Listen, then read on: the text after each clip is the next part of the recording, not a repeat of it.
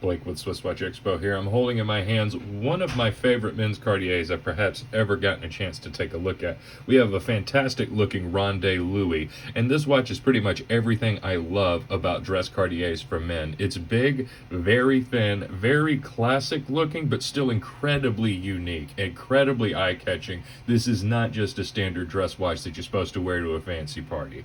This is a watch that highlights everything that's great about this brand. The dial is fantastic. The second hand, perplexingly, is put between 10 and 11, which is such a unique look. They have a beautiful looking guilloche pattern on the center of the dial, and of course both Arabic and Roman numerals. How they were able to fit all this in a dress watch dial, I'll still never know. It's fantastic that this watch doesn't look too crowded. On the back, you have a beautiful looking exhibition caseback displaying this fantastic looking manual winding movement and a beautiful looking, hardly worn Cartier strap. Give us a call about this watch. You know you want it.